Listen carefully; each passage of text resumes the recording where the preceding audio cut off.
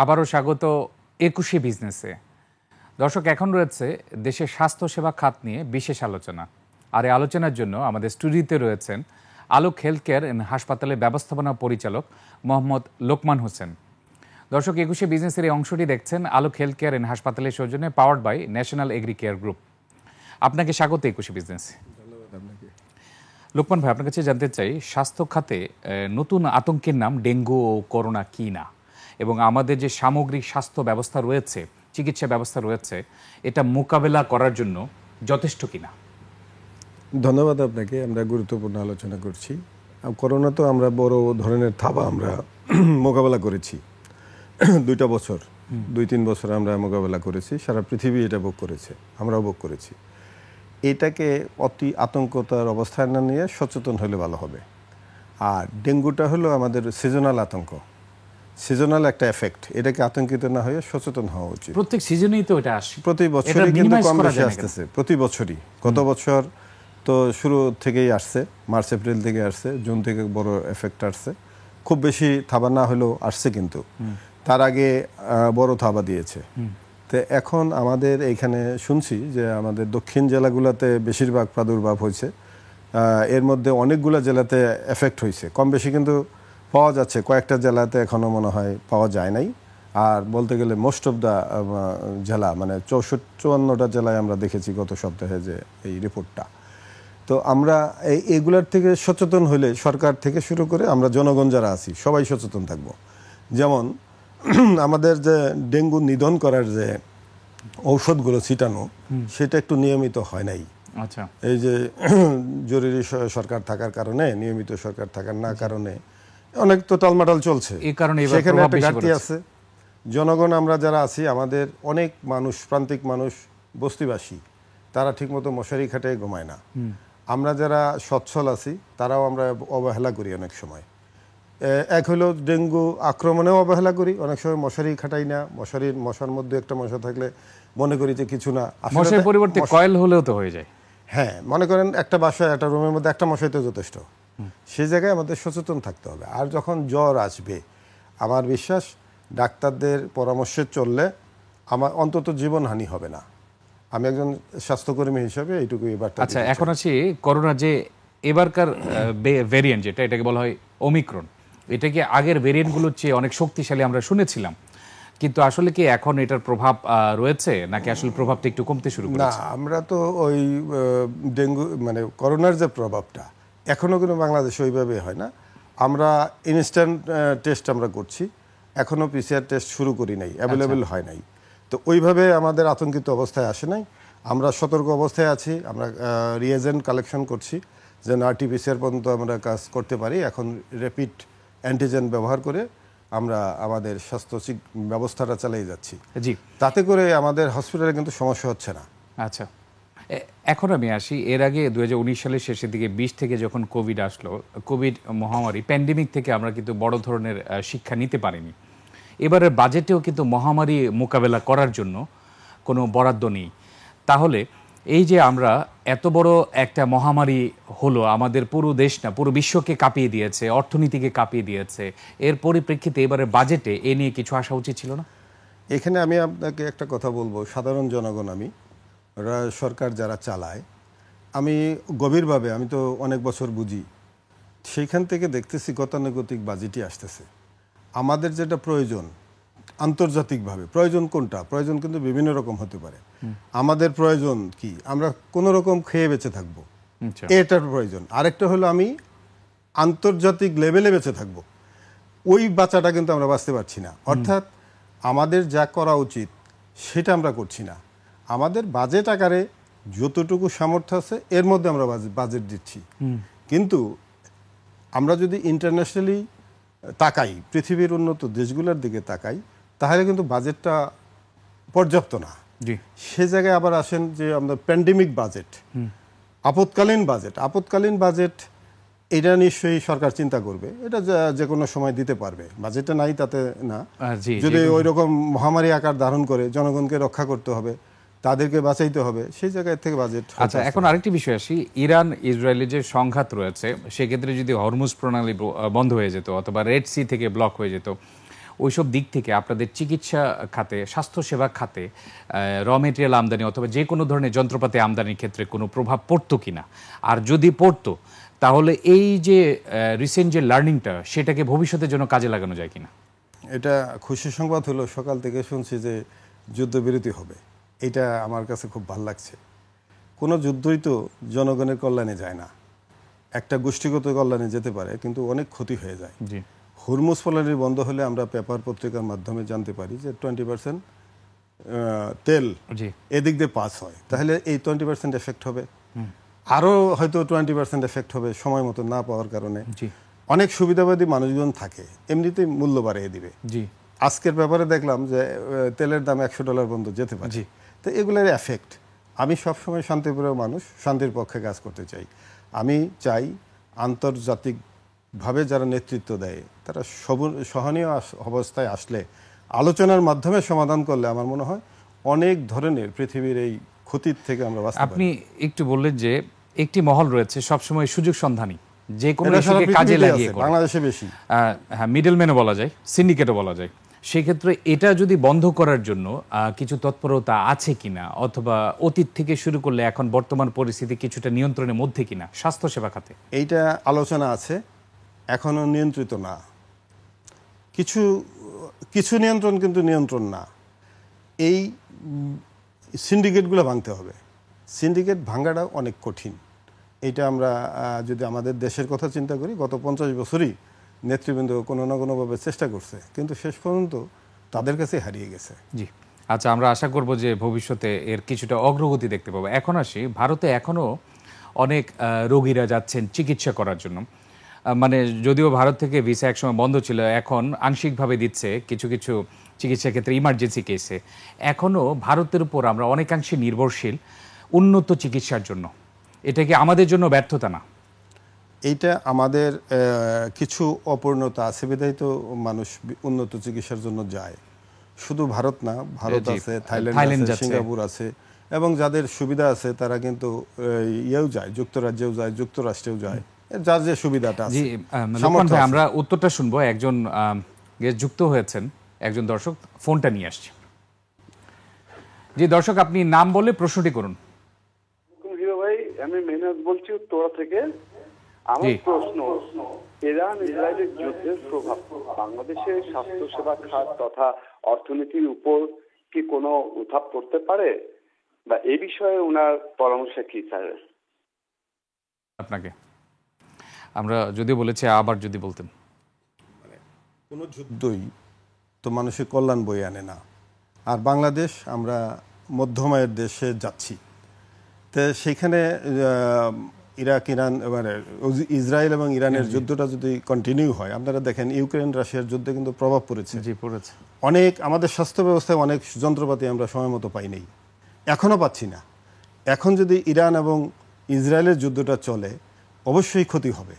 এই যে ধরেন $100 যদি হয়ে যায়, সেখানে এফেক্ট আসবে, সময় মতো পাবে না, এফেক্ট আসবে। মধ্যস্বত্বভোগী সিন্ডিকেট যেগুলো আছে তারা আমাদেরকে এফেক্ট করবে।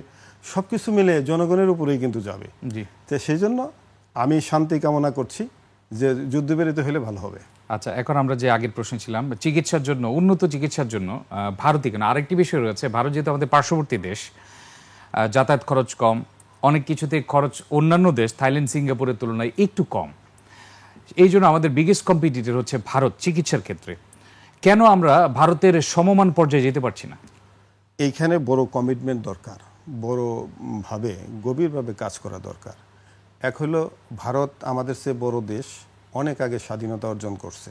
আমরা অনেক পরে, আমরা পাকিস্তানের থেকে ভাগ হয়ে অনেক পরে, মানে 50 বছর আমরা হয়েছি। 50 বছরের এখন আমরা একে অপরের সাথে যুদ্ধ করছি। বলতে গেলে আমরা একমত হইতে পারি নাই, দেশটাকে তো গঠন করতে হবে। সেই জায়গায় ভারত আমাদের চেয়ে চিকিৎসা বিজ্ঞান উন্নত, এবং ওরা বিদেশের জন্য অনেক প্রতিষ্ঠান আছে ইন্ডিয়াতে, বাংলাদেশ নির্ভর। বাংলাদেশের 80% রোগী ওখানে যায়। অর্থাৎ কেন, আমাদের দেশে যদি স্বয়ংসম্পূর্ণতা করতে হয়, একটা হলো সৎ নেতৃত্ব লাগবে, বিচক্ষণ নেতৃত্ব লাগবে, বাজেট লাগবে। এর জন্য 10টা বছর দরকার। আমরা যদি 10 বছর ঐক্যবদ্ধ হয়ে কাজ করতে পারি, এবং এই যে আমাদের অন্তর্বর্তীকালীন সরকার দুর্নীতি মুক্ত করার জন্য দিনরাত কাজ করে যাচ্ছে, ওনারা যে সংস্কারটা করতে পারে, আমার বিশ্বাস যে সিংহভাগ দুর্নীতি কমে যাবে। জি, এবং 10 বছরের যে প্ল্যানিংটা সেটা আপনার কাছ থেকে শুনবো। একটা বিরতি নিয়ে আসছি। Thank you. দর্শক, এ পর্যায়ে নিচ্ছে একটা বিরতি, ফিরছি একটু পরে, ততক্ষণ আমাদের সঙ্গেই থাকুন। আবারও স্বাগত 21শে বিজনেসে। দর্শক, বিরতির আগে দেশের স্বাস্থ্যসেবা খাত নিয়ে কথা বলছিলাম আলোক হেলথ কেয়ার অ্যান্ড হাসপাতালের ব্যবস্থাপনা পরিচালক মোহাম্মদ লোকমান হোসেনের সঙ্গে। আমরা আবারও ফিরছি আলোচনায়। লোকমান ভাই, আপনি যেটা বলছিলেন যে 10 বছরের পরিকল্পনা করে ভারতের মতো উন্নত চিকিৎসা দেওয়া সম্ভব, এবং এটার জন্য আসলে 10 বছরে কি প্ল্যানিং করা যেতে পারে, কোথায় শুরু করা যেতে পারে, কোথায় গিয়ে শেষ হবে, একটু যদি ডিটেলস বলতেন। মানে আজকের থেকে 10 বছর পর্যন্ত বলবো আমি, সেখানে বলবো যে প্রথমেই বলবো যে আমাদের লোকবলের কমতি আছে, অর্থাৎ অনেক পোস্ট খালি আছে। যেখানে ডাক্তার দরকার 50 জন, সেখানে পোস্টের আছে 20 জন, তাহলে 30 জন পোস্টের খালি। কোনো কোনো জায়গায় অর্ধেক খালি। যেখানে নার্স আছে ধরেন 100, সেখানে পোস্টেড আছে 200, সেগুলো পূরণ করতে হবে। অন্যান্য কলাকৌশলও তাই। প্রথম এইটা আমরা পূরণ করে জনগণের চাহিদা, বেসিক চাহিদা মিটাবো। তারপরে এখন যদি আমরা মনে করি যে আমাদের দেশ থেকে, আমরা পত্রপত্রিকার মাধ্যমে জানি যে 30,000 কোটি টাকা সে বেড়ে যায় চিকিৎসার জন্য। 30,000 কোটি টাকা অনেক টাকা। সেটাকে যদি আপনি ফিরাইতে চান, তাহলে এটার জন্য প্রথমত লাগবে আপনার নিজেকে তৈরি হইতে হবে। ইন্ডিয়াতে বা থাইল্যান্ডে বা সিঙ্গাপুরে কেন যায় সেটার সূত্র খুঁজে বের করতে হবে, কারণটা কি। তাহলে আমরা অনেক কাজ পারি না। যেমন উল্লেখ করি যে একটা কিডনি ট্রান্সপ্লান্ট আমাদের দেশে কিন্তু পর্যাপ্ত নাই। এরকম সব ব্যাপারেই কিন্তু আছে, এবং আমাদের ব্যবহার পরিবর্তন করতে হবে। তাহলে এগুলা কিন্তু একদিনে পরিবর্তন হবে না। এবং হার্টের পেশেন্টরা কিন্তু যাই ওইসব দেশে, যত ক্রিটিক্যাল অপারেশন আছে হার্টের পেশেন্ট না, হার্টের পেশেন্ট এখন কম যাচ্ছে, তবে যাচ্ছে। অনেক বড় দামি দামি জিনিসগুলা চলে যাচ্ছে, যারা সচ্ছল মানুষ তো চলে যাচ্ছে। তো সচ্ছল মানুষ আর অসচ্ছল মানুষ বলে কথা না। আর সচ্ছল মানুষ কখন যাবে না, যখন এটাকে ট্রাস্ট করবে। সচ্ছল মানুষ কি হয়েছে, টাকা আছে, ট্রাস্ট করতেছে না। কিন্তু টাকা থাকলেও ট্রাস্ট করতে হবে যে না, আমি যদি অমুক প্রতিষ্ঠানে যাই, তাহলে এই প্রতিষ্ঠানে যাই আমার সমস্ত চিকিৎসা হবে। এই আস্থা নাই কিন্তু অনেক। কিন্তু আসলে আপনি স্বাস্থ্যসেবা খাতে এই ট্রাস্ট কিন্তু আসলে কিছুটা কমতি আছে, আস্থার অভাবে। আমি আপনাকে বলতেছি, আমি একে একে বলতেছি। একটা হলো আমাদের সেই মানের হাসপাতালের সংখ্যা কম, নাই তা না, অত্যন্ত কম। আপনি যে বিশেষায়িত হাসপাতাল সরকারের গোলায় যান, অনেক ভিড়। বেসরকারিতেও কিন্তু ভিড়, যারা ভালো করতেছে ভিড় কিন্তু। তাহলে এই ভিড়ের মধ্যে আরও হাসপাতাল দরকার আমাদের। আসেন, বিশেষজ্ঞ ডাক্তারের সংখ্যা বাড়াতে হবে, এবং বিহেভিয়ারও চেঞ্জ করতে হবে। আমার বিহেভিয়ারও চেঞ্জ করতে হবে। আমি তো একজন স্বাস্থ্যসেবক, স্বাস্থ্যকর্মী, আমি একটা প্রতিষ্ঠানের নেতৃত্ব দেই, আমারও ডেভেলপ হওয়া দরকার। কিন্তু বিশেষজ্ঞ ডাক্তার শুধু নয়, সরকারি হাসপাতালগুলো যেটা বললেন, ডাক্তার থেকে শুরু করে একেবারে যারা কর্মকর্তা কর্মচারী রয়েছে, সবার ব্যবহার নিয়ে কিন্তু একটা বিষয় রয়েছে। এখানে আসলে রোগীদেরকে মানুষ হিসেবেই ট্রিট করা হয় না, সেটা হচ্ছে অনেকের ধারণা। না, এখানে দুইটা ব্যাপার আছে। একটা ব্যাপার আছে যে অনেক ভিড়ের মধ্যে ব্যবহার অনেকগুলো সংযত থাকতে পারবেন না, অনেক চাহিদা যদি থাকে মানুষের। আরেকটা হলো ট্রেনিংয়ের অভাব। আমি ডাক্তার, আমি এমডি, আমি ম্যানেজার, আমার বিহেভ কি হওয়া উচিত, কি ট্রেনিংটা পাইছি। মানে আমাকেই যদি বলেন, আমাকে কে ট্রেনিং দিয়েছে? সরকার ট্রেনিং দিয়েছে? না। আমি ট্রেনিং নিয়েছি যতটুকু প্রয়োজন। আমি মনে করি আমি সেরা? নো, আমার মধ্যে অনেক ভুল আছে। আমারটাতে বললো, আমি গিবত গাই না, মানুষের দুর্নাম করি না। প্রশিক্ষণের সুযোগ রয়েছে। অবকাঠামো বলতে আপনি কি বোঝাচ্ছেন? অবকাঠামো বলতে ধরেন, আমরা যদি ঢাকা মেডিকেল কলেজকে বলি, আমরা যদি বাংলাদেশ মেডিকেল কলেজকে, বাংলাদেশ ইউনিভার্সিটিকে বলি, এগুলো এইরকম হাসপাতাল তো দরকার। প্রত্যেক বিভাগেই আমাদের এই ধরেন পিজি হাসপাতাল দরকার। জি, প্রত্যেক বিভাগেই আমাদের বার্ডেন দরকার। যে 30,000 কোটি টাকা চলে যাচ্ছে, সেই ক্ষেত্রে যদি 3 থেকে 5,000 কোটি টাকা প্রত্যেক বছর খরচ করা হয়, তাহলে কি সেটা তাতে হবে না? তাতে হবে না। আমি তো একটা কথা বলছি, আমি প্রথমেই বলি, একটা হইল প্রয়োজন, বেসিক প্রয়োজন কতটুকু। আপনি ভাত খেলেন, একটু তরকারি খেয়ে বেঁচে থাকলেন, পুষ্টিসম্মত খাবার খাইতে হবে। পুষ্টিসম্মত চিকিৎসা মানে উপযুক্ত চিকিৎসা দেওয়ার জন্য কোন দেশের মতো হইতে চান? আপনি কি শ্রীলঙ্কার মতো হইতে চান, নাকি আপনি ইন্ডিয়ার মতো হতে চান, না সিঙ্গাপুরের মতো হতে চান? আগে আইডেন্টিফাই করেন কাদের মতো হইতে চাই, তাহলে তাদের নোট পড়তে হবে। জি। আমরা যখন স্কুল কলেজে পড়ছি ভালো টিচারের নোট আনছি না, আমরা চিন্তা করছি মতিঝিল আইডিয়াল ওই টিচারের কাছে পড়তে পারলে ভালো হবে, অমক কোচিংয়ে পড়তে পারলে ভালো হবে। নোটবুক তো একটা বড় জিনিস, তারপরে হলো পড়াশোনা। আচ্ছা, আইডিয়া নিয়ে আসলাম, এটা কি বাস্তবায়নের সমস্যা হচ্ছে না? বাস্তবায়নের সমস্যা, বিচক্ষণ লোক লাগবে, দেশপ্রেমিক মানুষ লাগবে, যারা দুর্নীতি হবে না, যাদের দ্বারা অন্যায় হবে না, এরকম নেতৃত্ব দরকার। আপনি দেখেন কালকে খুব ব্যথা পেয়েছি আমি একা একা। কীভাবে? এখনও দুদক ওই ন্যাশনাল আইডি ঠিক করার জন্য ওখানে যে দুদকের যাইতে হয়, ওখানে বিসিএস অফিসার আছে না, ওখানে কেন দুর্নীতি হচ্ছে? তা আমি এর চেয়ে বেশি সাধারণ মানুষ হিসেবে বলা ঠিক হবে না। আমরা যখন বিসিএস অফিসার চিন্তা করি তখন দুর্নীতি হবে না, আমরা যখন নেতা চিন্তা করি তাহলে দুর্নীতি করবে না। এই পদ্ধতিতে যতক্ষণ আসতে না পারবো ততক্ষণ পর্যন্ত দেশ ডেভেলপ হবে না। আচ্ছা, বর্তমান যে অবস্থা রয়েছে স্বাস্থ্যসেবা খাতকে অ্যাটলিস্ট আমরা লং টার্ম 10 বছরের প্ল্যানিং বাদই দিলাম, বর্তমান কাঠামোতে স্বাস্থ্যসেবা নিশ্চিত করার জন্য আর কি কি করণীয় রয়েছে? আপনার যে বাজেটটা আমাদের অন্তর্বর্তী সরকার দিয়েছে, এইটা গত বছর যে বাজেট ছিল তার চেয়ে খারাপ হয় নাই। কেননা কিছু দুর্নীতি যদি রোধ করতে পারে তাদের মতোই হবে, আর সমূলে দুর্নীতি রোধ করতে পারলে 30% বাড়বে। আর আন্তর্জাতিক মানের আমরা যদি সিঙ্গাপুর লেভেলে যেতে চাই তাহলে 10 বছর 20 বছর হাতে নিয়ে কাজ করতে হবে। আমরা এই জাতিকে কোন ধরনের চিকিৎসা দিতে চাই? শুধুমাত্র কোনো রকম দিব? ধরেন আমি একটা কথা বলি, আমাদের এখানে ক্যান্সার বিশেষজ্ঞ বসে, অনেক সময় ক্যান্সার বিশেষজ্ঞরা কেমো দেয়, রেডিওথেরাপি দেয়। আমার এখানে কেমোথেরাপি দেয়। কেমোথেরাপিরও বিভিন্ন কোম্পানির ঔষধ আছে, কোনোটার দাম কম, কোনোটার দাম বেশি, কোনোটা বিদেশি, কোনোটা দেশি। তো সেইখানে মানে রুগীরা যেভাবে পারে ডাক্তাররা সেভাবে চিকিৎসা দেয়। আমি গভীরভাবে নীরবে খেয়াল করি যে যেটা করছে সেটা সে আরও উন্নত হওয়া উচিত। অর্থাৎ যে বাজেটে ইনজেকশনটা দিতেছে এটার অ্যাকুরেসি আমার মনে হয় কম। আচ্ছা, অর্থাৎ সেই জায়গায় ক্যান্সার নিবারণের জন্য হয়তো বা কেমোটা উপযুক্ত হচ্ছে না, আমার ধারণা। সেটা সঠিক নাও হইতে পারে, তবে অনেকটাই সঠিক। এবং এগুলো খতিয়ে দেখবে কে, অথবা সবসময় মনিটরিং করবে কে? সর্বশেষ বাবা প্রশ্ন তার করেছি। সন্তানকে দেখবে, সরকার জনগণকে দেখবে। আমরা আশা করছি যে আসলে সরকারি স্বাস্থ্যসেবা খাতে আরো বেশি মনোযোগ দেবে এই ক্ষেত্রে। সকল ক্ষেত্রেই দেওয়া উচিত, সকল ক্ষেত্রেই দিতে হবে। আপনার পুলিশ প্রশাসন কি ঠিক আছে? আপনার অন্যান্য ডিপার্টমেন্টগুলো ঠিক আছে? শুধু স্বাস্থ্য কেন, সকল ব্যাপারেই আমরা দেশাত্মবোধের কাতারে নাই। জি, আশা করি যে সেই দেশাত্মবোধ বাড়বে আগামীতে এবং সব খাতেই সরকার মনোযোগ দেবে এবং চিকিৎসা খাতকে ভারতের সমপর্যায়ে না হলেও সেবাটা অ্যাটলিস্ট সেই পর্যায়ে নিয়ে যাওয়ার জন্য চেষ্টা করবে। আপনাকে অসংখ্য ধন্যবাদ সময় দেওয়ার জন্য। আপনাকে ধন্যবাদ, আপনার কর্তৃপক্ষকে ধন্যবাদ আমাকে সুযোগ দেওয়ার জন্য।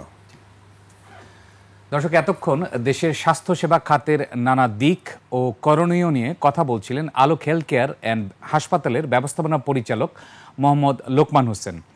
দর্শক, নিচ্ছি একটা বিরতি। দুপুর 2টা 30 মিনিটে আবারও ফিরে আসবো 21শে বিজনেসে। দেখার আমন্ত্রণ রইল, 21শে সঙ্গেই থাকুন।